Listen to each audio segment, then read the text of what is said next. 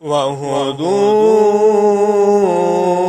إِلَى الطَّيِّبِ مِنَ الْقَوْلِ وَهُدُوا إِلَى صِرَاطِ الْحَمِيدِ. أعوذ بالله من الشيطان الرجيم.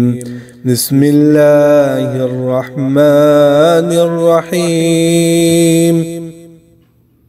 کہ امام مسلم رحمہ اللہ روایت کرتے ہیں اپنی صحیح میں کہ نبی علیہ الصلوۃ والسلام نے غدیر خم پہ ایک خطبہ ارشاد فرمایا تھا. خم نامی ایک چشمہ ہے، ایک کنواں ہے، اس کے نام سے وہ جگہ مشہور تھی، وہاں پہ آپ نے خطبہ ارشاد فرمایا تھا. آپ نے دیکھا ہوگا کہ پاکستان انڈیا میں کئی دفعہ اشتہار بھی لگتے ہیں، لکھا ہوتا ہے عید غدیر خم، یہ اشتہار لگتے ہیں. ہم تو عید میلاد النبی علیہ السلام سے روکتے ہیں کہ نبی علیہ السلام سے محبت کرو، لیکن آپ کے دین میں اضافہ نہ کرو، ایک تیسری عید کا اضافہ نہ کرو. اوپر سے لوگ نئی سے نئی عیدیں نکال رہے ہیں.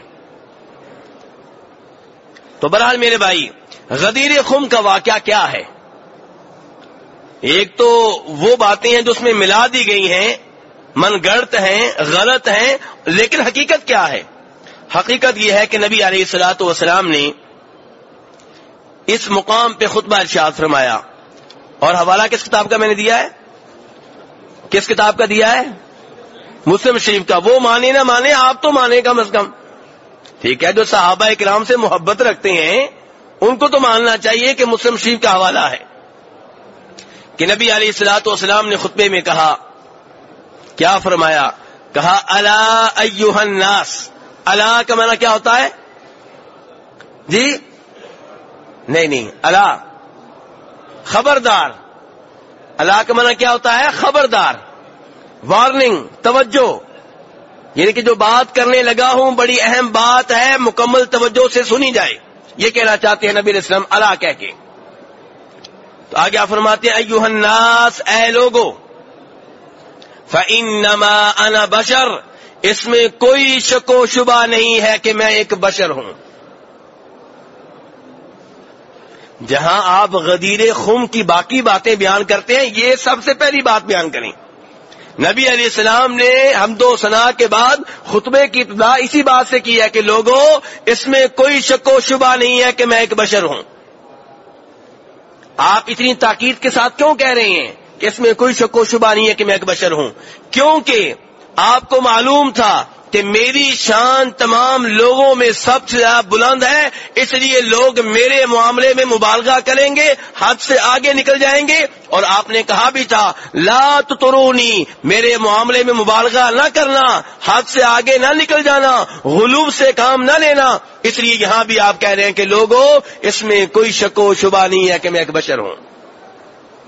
یہی قرآن بتاتا ہے، یہی نبی السلام خود بتا رہے ہیں.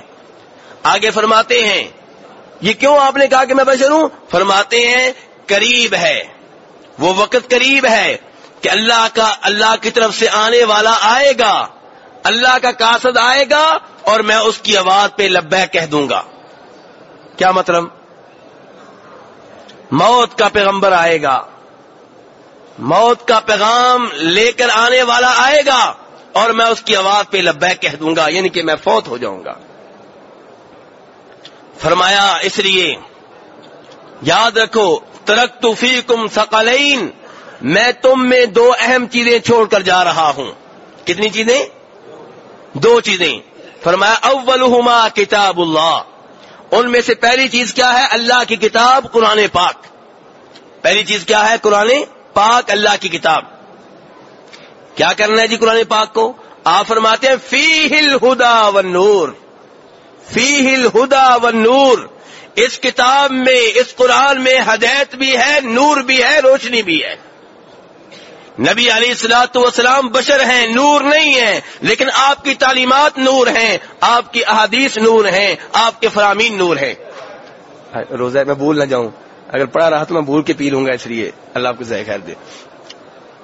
تو آپ کیا فرما رہے ہیں میرے بھائیوں؟ فیہ الہدی والنور، کہ اس قرآن پاک میں کیا ہدایت ہے اور کیا ہے تو نور آپ کی ذات نور نہیں ہے، آپ کے منہ سے نور نکلتا ہے، آپ کی تعلیمات نور ہیں، آپ کی احادیث نور ہیں، آپ کے اوپر جو قرآن پاک نازل ہوا ہے وہ نور ہے۔ نور کا معنی کیا ہے؟ روشنی ہے۔ اس کا مطلب یہ ہے کہ روشنی قرآن پاک میں ہے، قرآن کے اوپر عمل کرنے والے روشن خیال ہیں۔ روشن خیالی یورپ سے نہیں ملے گی، روشن خیالی سیکولر لوگوں سے نہیں ملے گی۔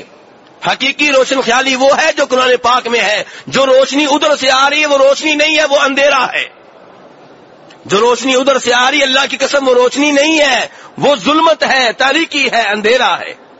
روشنی تو قرآن پاک میں ہے، روشنی تو وہ ہے جو 1400 سال پہلے اوپر سے نازل ہوئی تھی۔ نبی علیہ السلام کہہ رہے، میں نہیں کہہ رہا، فیہ الہدی والنور۔ نور کا ترجمہ اردو میں کیا ہے؟ روشنی۔ تو روشنی قرآن پاک میں ہے میرے بھائیوں، اور اس سے یہ بھی پتا چلا کہ نبی علیہ السلام ایک ہی حدیث میں کہنے کہ میں بشر ہوں، جو قرآن پاک ہے اس میں نور ہے۔ تو آپ کی تعلیمات میرے بھائیوں نور ہیں، اس میں روشنی ہے۔ آگے آپ فرماتے ہیں فخذوا بہ واستمسکوا بہ، کہ یہ قرآن پاک جس میں ہدایت ہے، جس میں نور ہے، اس کو پکڑ لو اور مضبوطی سے پکڑ لو۔ قرآن پاک کو پکڑ لو اور مضبوطی سے پکڑ لو۔ کیا مطلب ہے پکڑ لو مضبوطی سے پکڑ لو؟ کیا اس کا مطلب اس کو بوسے دو، ریشم کے غلاف چڑھاؤ، اور جب عمل کی باری آئے تو کہو نہیں، ابا جی کہتے ہیں نہیں یہ کام نہیں کرنا۔ قرآن پاک تو کہتا ہے کہ یہ کام کرو، لیکن ابا جی کہتے ہیں نہیں کرنا۔ کیا یہ قرآن پاک کو آپ نے تھاما ہے؟ جب قرآن پاک کی آیت سنائی جائے آپ کہیں نہیں میرے مولوی صاحب نہیں مانتے، میری مسجد کے شیخ صاحب نہیں مانتے، میرے قاری صاحب نہیں مانتے، میرے امام صاحب نہیں مانتے، میرے عالم دین نہیں مانتے، میرے پیر صاحب نہیں مانتے۔ نہیں، قرآن پاک کو مضبوطی سے پکڑ لو، چھوڑنا پڑے تو ساری دنیا کو چھوڑ دو، قرآن پاک کو نہ چھوڑو۔ واستمسکوا بہ، اسے مضبوطی سے پکڑ لو۔ قرآن پاک کے اوپر عمل کرنا ہے، ایک ایک آرڈر کے اوپر عمل کرنا ہے۔ جس چیز سے قرآن پاک نے روکا ہے اس سے دور رہنا ہے، جس کے کرنے کا حکم دیا ہے اس کے اوپر عمل کرنا ہے۔